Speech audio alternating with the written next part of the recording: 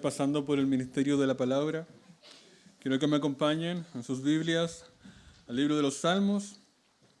Vamos a estar dando lectura en el Salmo 139. Dice así la palabra del Señor: Oh Jehová, tú me has examinado y conocido. Tú has conocido mi sentarme y mi levantarme. Has entendido desde lejos mis pensamientos.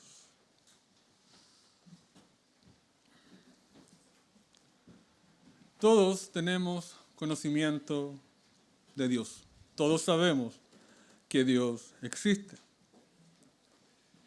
Y cuando nosotros nos acercamos a las Escrituras y empezamos a conocer realmente cómo Dios se ha revelado en ellas, es normal que nuestra admiración por su gloria crezca. Y siempre nos vamos a maravillar de atributos como su santidad, como su eterna gloria. Atributos que realmente nos hablan de un Dios que está mucho más allá de nuestra imaginación. Siempre Dios será más grande de lo que nosotros podamos comprender. Siempre será mucho más glorioso de lo que alcance a entender nuestra mente humana. Dios siempre estará más allá de cualquier pensamiento más, el pensamiento más elevado de la mente más capaz entre los hombres. Y eso es algo que a los santos del Antiguo Testamento los llenaba de un temor reverente delante de su presencia. Sabemos que hay personas que niegan la deidad, sabemos que hay personas que de plano dicen que Dios no existe, pero sin embargo existe otra clase de negación de Dios. Y que no es una negación de la existencia de Dios, sino que básicamente es un creer que Dios existe, pero es tan glorioso, tan grande y está tan ocupado con distintas cosas concernientes a la divinidad, que en realidad no presta atención al mundo y está Él en sus cosas y nosotros en las nuestras. Y un Dios así, la verdad es que es bastante conveniente para el hombre. El hombre puede aceptar un Dios como ese. Un Dios que es glorioso, que es santo, que es grande, pero que algún día me encontraré con Él. Y si Él existe, está allí, en algún lado en sus cosas de Dios, y que no tiene ninguna influencia ni incidencia en la vida cotidiana. Y ese Dios es conveniente. ¿Por qué? Porque no me siento aterrado por un Dios así, no me siento incómodo por un Dios así, no me siento responsable ante un Dios de esa manera. Total, si algún día me he de encontrar con Él, será en el futuro y no en el presente. Pero eso es un grave error, la verdad. Si bien las Escrituras nos hablan de este Dios que está sentado en su trono y es más glorioso que todos los ángeles juntos, y que delante de Él hay canciones continuas de seres angelicales alabándolo por su hermosura, no obstante, la misma Biblia dice que ese Dios que está en lo alto también está acá. Y eso es lo que habla este pasaje o este salmo. Nos habla de este Dios glorioso que no está lejos, sino que está cerca. Que no está por allá, sino está aquí. Que no solo conoce lo que Él hace en sus cosas de divinidad, sino que también está completamente, que conoce completamente todo lo que hace el hombre. Cada inclinación de su corazón, cada pensamiento, cada acción. Dios todo lo sabe y Dios está en todas partes. Y eso es lo que nos habla este salmo. Ahora, a nosotros los hombres, los seres humanos, nos encanta nuestra privacidad. Tenemos casas cerradas. A nuestras casas entran solo las personas que nosotros queremos que entren. Y cuando llega la noche, por lo general, prendemos la luz de nuestra sala de habitación y cerramos las cortinas. Porque la luz de dentro hace que se refleje desde afuera lo que está pasando dentro del hogar y no nos gusta. Por lo menos a mucha gente no le gusta que ello acontezca, le gusta su privacidad. Nos incomodaría que el gobierno, por alguna extraña ley, pusiera cámaras en cada rincón de nuestra casa y que hubieran personas en todo el mundo que tuvieran acceso a esas cámaras y vigilaran cada cosa que hacemos en nuestro hogar. Es algo impensado. Yo creo que si al gobierno se le ocurre hacer ese tipo de obra entre nosotros, Habrían protestas y toda clase de desacuerdo con el gobierno. ¿Por qué? Porque amamos nuestra privacidad. Nos encanta hacer cosas donde nadie nos vea que hacemos cosas. Nos gusta tener nuestros propios secretos. Y no solamente en asuntos de familia, sino que también en asuntos de nosotros mismos como personas. Hay cosas que hemos hecho en secreto. Hay cosas que nadie conoce de nosotros. Hay cosas que solo nosotros sabemos que pensamos, que deseamos. Inclinaciones secretas que están dentro de nuestro corazón que nosotros no más sabemos y que nadie más sabe. Nos encanta aquello. Dios es parte también porque nos gusta ser el dueño de nuestras propias vidas y hacer lo que nosotros queramos y pensar lo que nosotros queramos y tener la idea de lo que nosotros queramos, tener la idea a cómo nos dé nuestra regalada gana. El asunto está que este salmo nos habla de algo que es maravilloso, pero a la vez un tanto incómodo. Y quiero que vamos al texto y vamos a ver qué nos dice David en este salmo. Dice David lo siguiente: Oh Jehová, tú me has examinado y conocido. Tú has conocido mi sentarme y mi levantarme. Has entendido desde lejos mis pensamientos. Has escudriñado mi andar y mi reposo, y todos mis caminos te son conocidos. David está maravillado ante esta verdad que él acaba de expresar. Y lo dice en el versículo 6. Tal conocimiento es demasiado maravilloso para mí, alto es, no lo puedo comprender. David está asombrado, él está deleitado en Dios acerca de esto, que Dios conoce a la perfección a David, que Dios conoce todo lo que hay en David. Es lo que él está diciendo. Él está de alguna manera poética hablando acerca de toda su existencia. Y lo resume en cosas como mi sentar, mi levantar, mis pensamientos, mi andar y mi reposo, y mis caminos. De esa manera David está dando a entender de que en todo lo que envuelve su vida humana sobre la tierra, Dios está completamente inmerso en esa vida. Dios conoce todo lo que David piensa, hace, todo. No solo desde afuera, sino desde adentro. No solo mi levantar y mi sentar, sino también mis pensamientos. Y no es un conocimiento leve, sino que David dice lo siguiente: me has examinado y me has conocido. La palabra examinar tiene la intención de ser algo completamente íntimo, desde adentro. Es como que con un bisturí tú abrieras a una especie como los sacerdotes en el Antiguo Testamento abrían el animal y escudriñaban todo lo que estaba dentro del animal para ver si era un animal perfecto. Así Dios penetra, por decirlo de alguna manera, todo nuestro ser y nos conoce enteramente. Entonces, lo que tenemos que entender aquí es que el gobierno, aunque no tenga cámaras de vigilancia en nuestras casas, en todo lugar, para ver qué hacemos en cada segundo, nosotros sí estamos siendo vigilados constantemente, cada segundo, en cada minuto, en cada instante. Y no solo nuestras acciones, sino también nuestros pensamientos y lo más profundo de nuestro corazón y los más profundos anhelos de tu alma están siendo vigilados por Dios. No en un instante del día, sino constantemente durante toda tu vida. Tú y yo estamos siendo constantemente vigilados por Dios. No importa que no haya una cámara en nuestro hogar, no importa que aquí dentro de este salón no haya una cámara. Dios todo lo conoce de ti, todo lo sabe. Nada le es oculto a su santa presencia, nada. Absolutamente nada.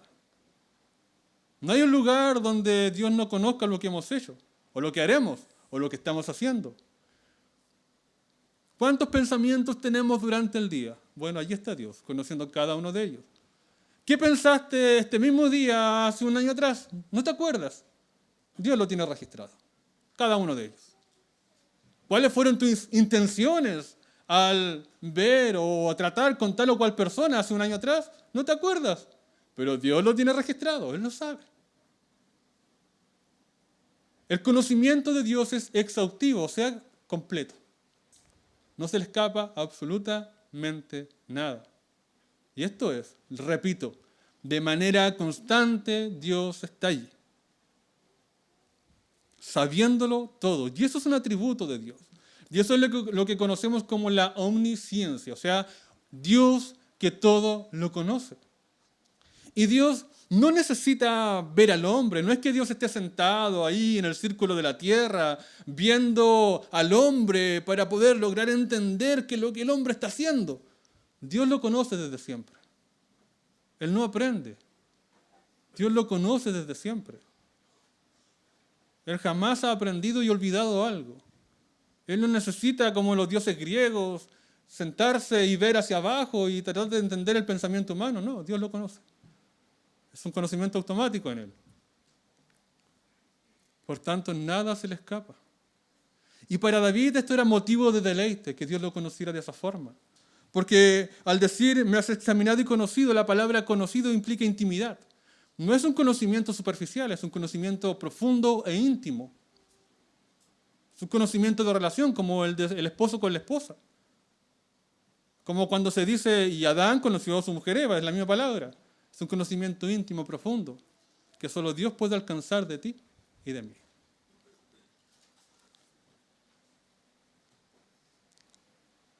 Ahora, eso es en la primera parte del Salmo. Dios todo lo sabe.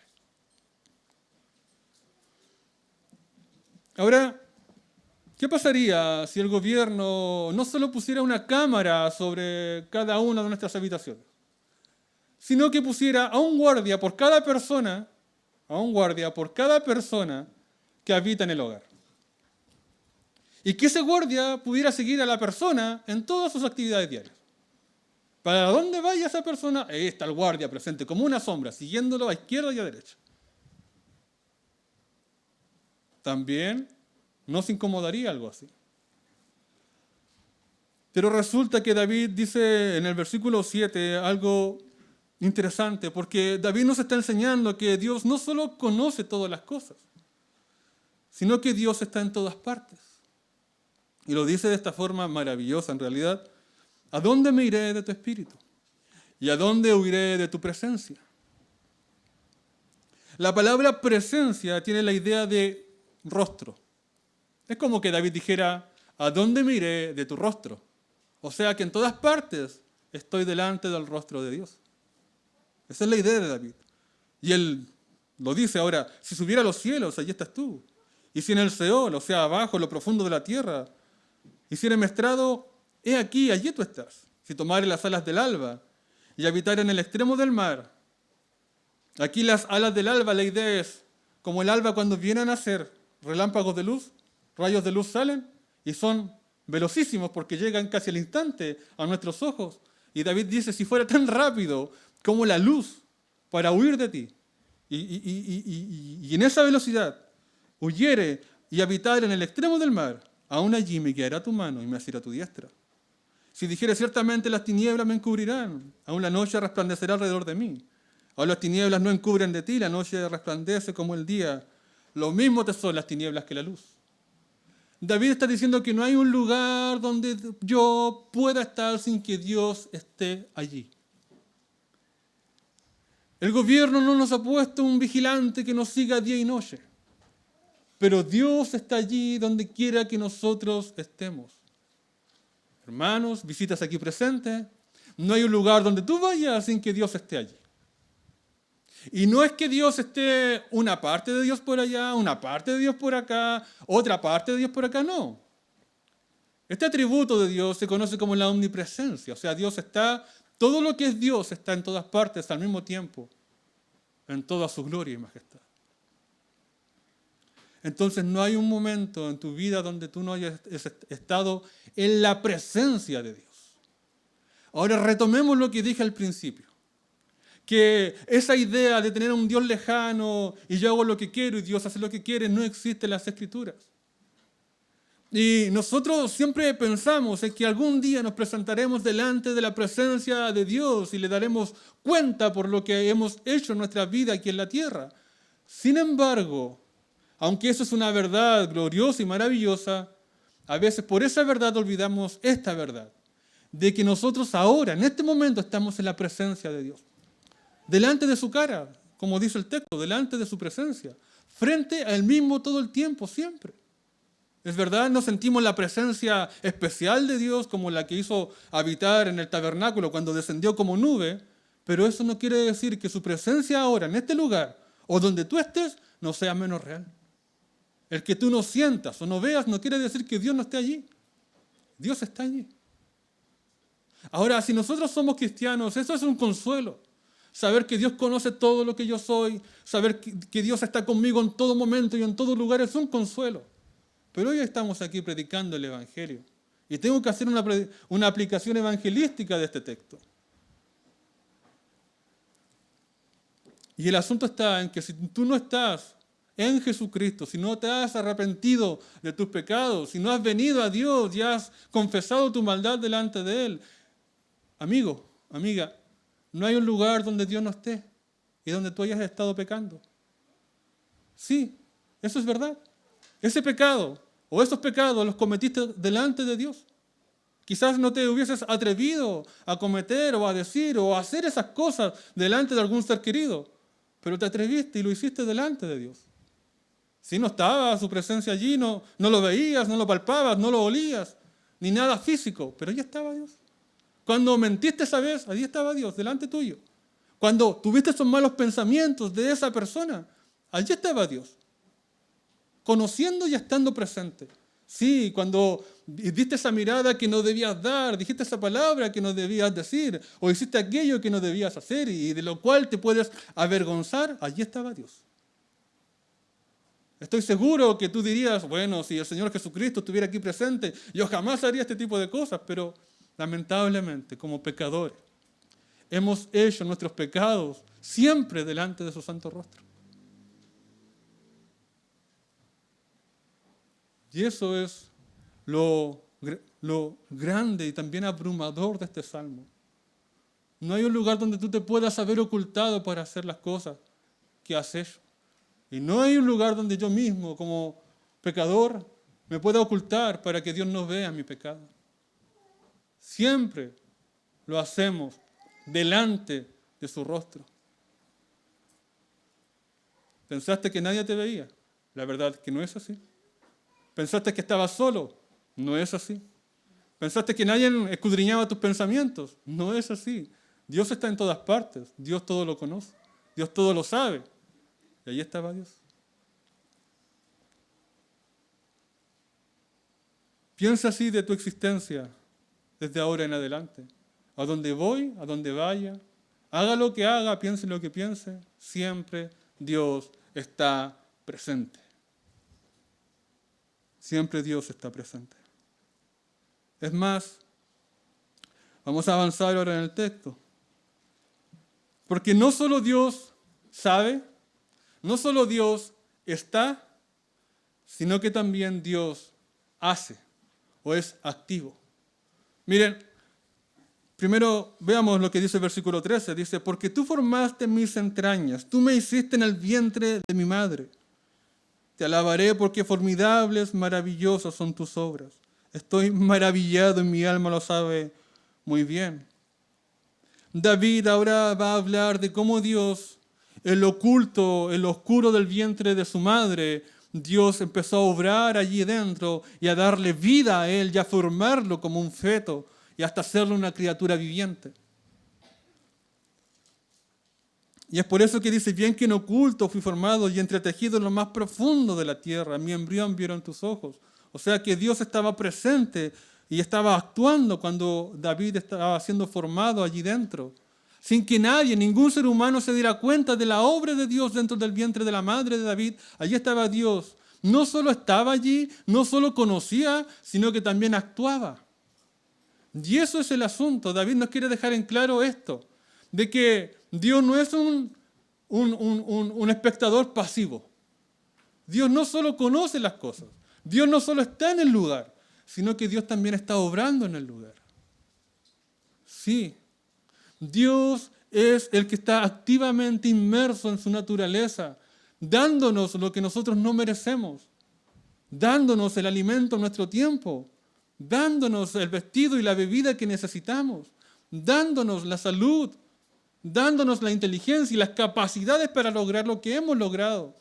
Sí, era Dios quien te daba el aliento cuando estabas pecando contra Él. Es Dios que le dio vigor a tu garganta, aun cuando la usaste para mentir con ella. Es Dios que le dio habilidad a tus manos, aun cuando la levantaste contra quien no debiste haberla levantado o hiciste algún gesto obsceno. Era Dios quien sustentaba todo tu cuerpo cuando tú obraste mal. Es Dios estando allí presente. Dios no solo está, sino que Él está activo, dándonos lo que no merecemos. Dios fue el que a nosotros nos formó en el vientre de nuestra madre y le debemos todo nuestro ser y nuestras bendiciones a Dios, porque Él nos ha dado buenas cosas desde que hemos nacido hasta este momento. Y nosotros hemos tomado los dones de Dios y con ellos hemos pecado contra aquel que nos dio el ser y la vida. Dios es activo en el mundo. No pensemos en un Dios escondido detrás de un trono o sentado en un trono demasiado ocupado con sus cosas para fijarse en cada uno de nosotros. No, Dios no es así. Dios no se cansa, Él no tiene límite en su energía vital.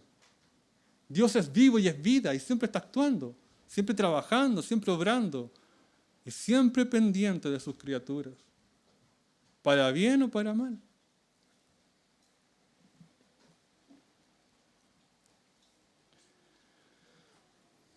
Y ahora vamos a ver cómo David termina el Salmo. Versículo 19 dice lo siguiente: de cierto Dios harás morir al impío, apartaos pues de mí, hombres sanguinarios. Lo que quiere decir David acá es que él está tomando el consuelo, él está viendo que los hombres van en contra de la voluntad de Dios y él como un hombre santo le duele que las personas vivan y sean rebeldes en contra de la ley de su Dios. Pero él se consuela en saber que Dios todo lo puede, todo lo sabe y está en todo lugar. Y que Él es activo en cada acción que hace, por tanto, los pecadores no quedarán impunes, sino que Dios hará su obra de justicia, sea con quien sea. Y David toma consuelo de esto. Pero no sería ningún consuelo si tú estás al otro lado de la vereda. Si tú no te has arrepentido y no has venido a la fe en Cristo. Entonces, la presencia todopoderosa de Dios en todas partes y en todo lugar no sería ningún consuelo para ti porque no hay dónde puedas huir del juicio de Dios. ¿Dónde arrancarás? ¿Dónde huirás?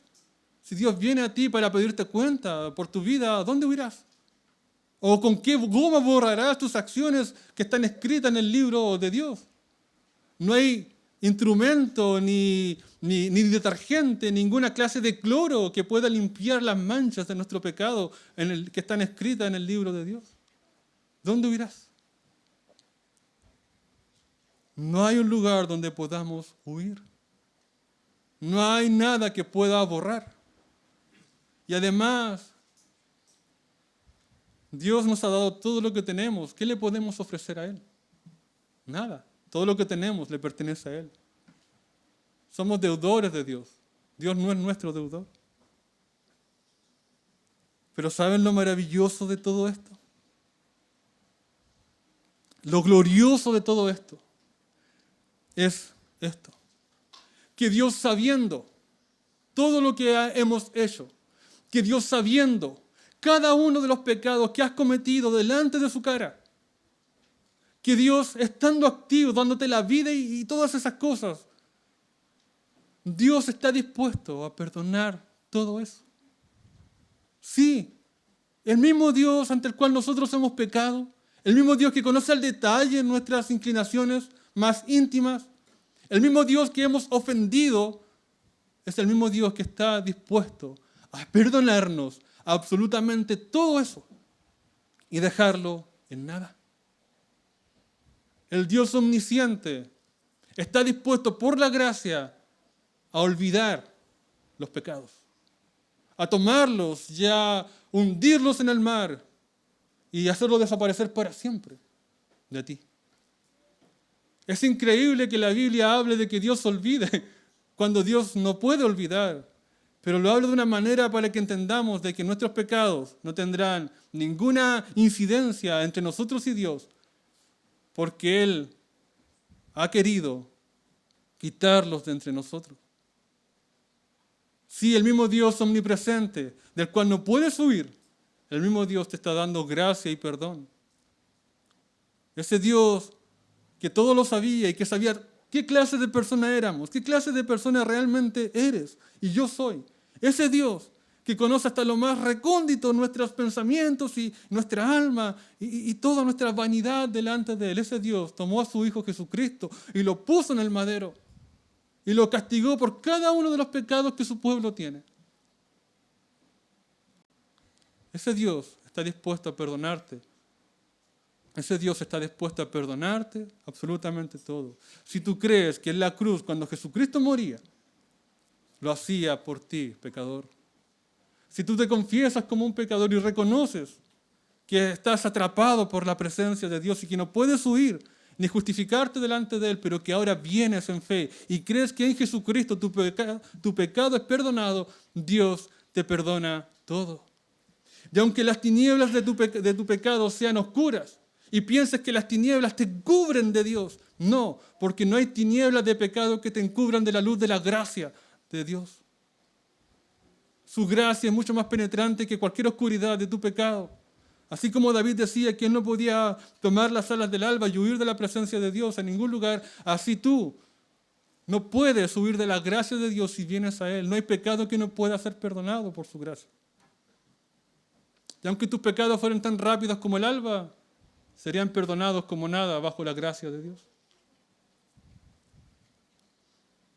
Y aunque tu alma estuviera hasta el fondo del infierno, estuviera hasta el Seol, metafóricamente hablando, en todo tu peso de conciencia y por las cosas que has hecho, no importa.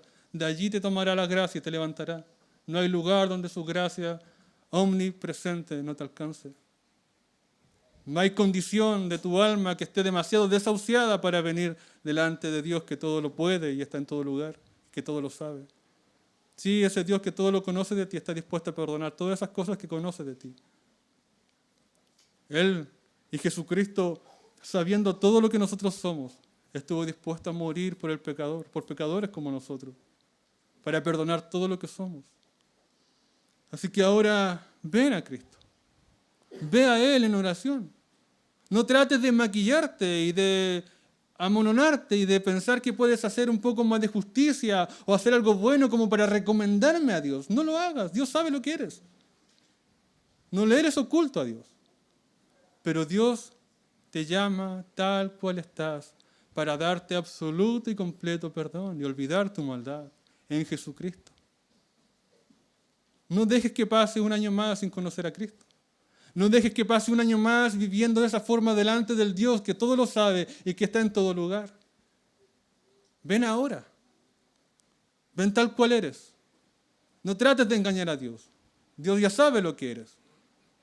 Pero así como eres, Dios está dispuesto a perdonarte absolutamente todo. Lo único que necesitas es creer en este Evangelio. Es como que hubiera una fiesta de un gran rey y hubiera solamente un ticket. Tú necesitas solo el ticket dado por el rey para entrar a este gran banquete y todo te será dado dentro de ahí. Y tú eres un hombre pobre que ha pecado contra el rey y que no tiene ningún derecho de entrar allí. Pero alguien te da el ticket y tú lo recibes. Y solo la condición para entrar a ese lugar es el ticket, nada más que el ticket. Y tú, en vez de usar el ticket, te empiezas a arreglar. Y quieres tú ser como apto para la fiesta, no te van a dejar entrar. Ven tus harapos, ven tu pobreza, ven tu decadencia, ven tu necesidad y usa solo el ticket, porque solo eso es necesario para que seas salvo. Y así es con el Evangelio. Dios ya sabe lo pobres, necesitados que nosotros somos. Pero si yo tengo el Evangelio de Cristo, si creo en que Él ha muerto y ha resucitado por un pecador como yo, listo. Es todo lo que necesito para entrar a la eternidad y para ser parte del reino de Dios en esta vida hasta la muerte. Y no necesito más. Solo el Evangelio de Cristo. Así que cree en el Evangelio y sé salvo. Arrepiéntete de tus pecados, confiesa a Dios tu maldad y encontrarás gracia abundante. Como leíamos en el Salmo, que la misericordia de Dios llega hasta los cielos. Así, no hay pecado tan alto que no pueda ser perdonado por Dios. Nunca tu pecado se encumbrará tan alto como para que sobrepase el límite de la gracia de Dios. Hay perdón para ti. Ven a Cristo y sé perdonado. Dios todo lo sabe y está dispuesto a perdonar todo lo que sabe de ti. En Jesucristo. Que el Señor nos bendiga.